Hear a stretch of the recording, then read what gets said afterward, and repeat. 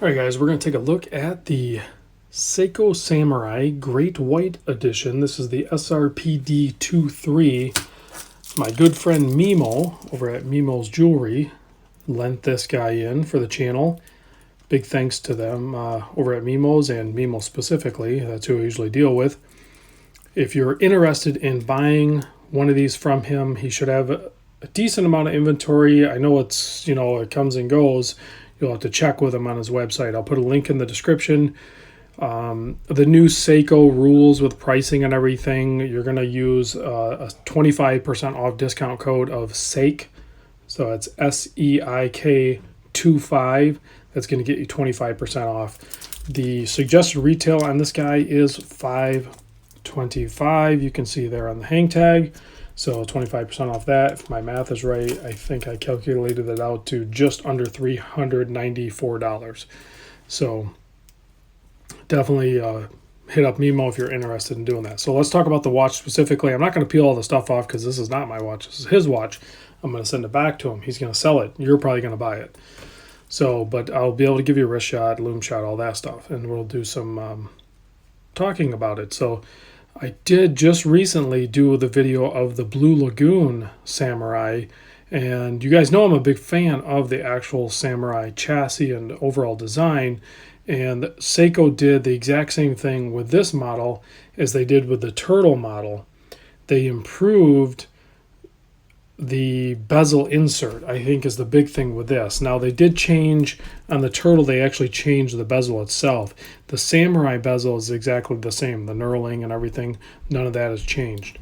It's still, about a 43.5, just under like 43.34 millimeter watch. 47.3 about lug to lug, drilled lugs, 13.3 mil thick, and 22 mil lug width. Bracelet tapers down to about 20 mil.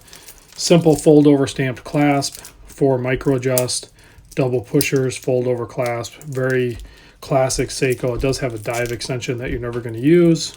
Most of us. I know there's occasional few people out there that will. You can look at the case back there. It does say special edition, not limited edition. So these will be in production for like this model run or this year, but then once they're gone, they're gone. And in many cases, I have noticed special editions actually climb even higher in price than some of the limited edition models, especially if it's a popular one, but yet affordable. People kind of forget about buying it because they think it's always going to be available, but then you wait too long and then it's not available, and then poof, it's difficult to get. So again, the bezel, they went with that circular pattern in there, and then in deeply engraved for the numbers and the indice markers or hashtag markers or whatever, the cutouts on the bezel. So the bezel is way more dynamic, really nice deep inset for the lume pip at the 12 or 60 minute or whatever, and then hardlex crystal over that. Hardlex crystal on the case itself. You can see that beautiful blue dial with the shark fin over here just above the, just outside of the 8 o'clock indice there. And then also the balance side of the seconds hand also has a fin type look to it. So very beautiful color. Plays well with light. I love the handset. You guys know why I like the handset. That's basically a monster handset, but it's brushed out. So overall, aesthetically, I think the Samurai is a home run. Nice chapter ring. You can see somebody else pointed out actually the blue and then the silver on the the 0 to 15 kind of gives it like the Detroit Lions look to it. I don't know why I didn't pick up on it, but yeah, that's classic like Detroit Lions look almost. So that's kind of fun. I mean, you try to associate things with whatever whenever you can. It's kind of fun. So 120 click bezel, really nice classic Seiko feel to it. Nice amount of resistance. Very well done. A little bit of back play, settles into position. Screw down crown at the 3 o'clock, centered nicely in those crown guards. And then 4R35 is going to give you the hack, hand wind, and you're going to be able to do your date set at the correct times. So I'll give you a wrist shot, even though it's not sized. I am wearing my Seiko Gold Bling Master. I just got off the river on a little kayak trip. I wore that watch and it did great. That was a nice fun watch to wear for that trip. There you can see it on my 7 1/4 wrist. The Samurai is perfect for me, and I think it would also be perfect for a lot of other people. It has a really nice weight to it.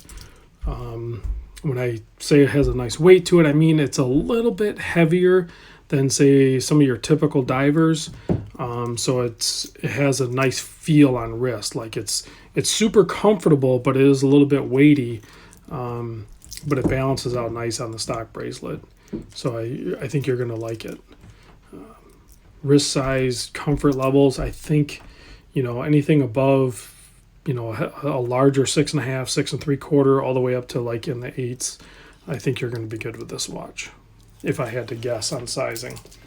So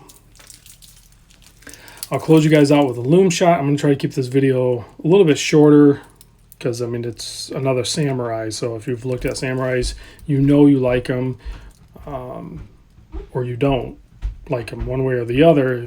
If you haven't tried one, you might want to try it because it's a little deceiving. And it's a little more masculine looking, sharp edges, sharp angles and stuff like that, but they wear really good. So I'll give you a Lume shot now, and then I'll close you guys out, and I'll see you on the next video.